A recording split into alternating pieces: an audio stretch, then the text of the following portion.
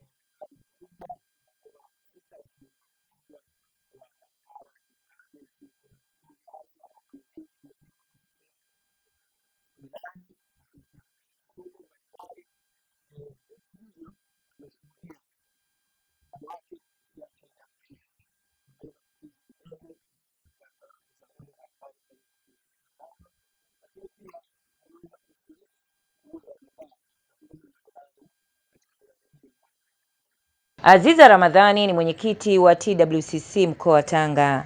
Anaelezea jinsi TWCC ilivyoongeza wigo na kuvuta vijana ili kunufaika na ajira mkononi.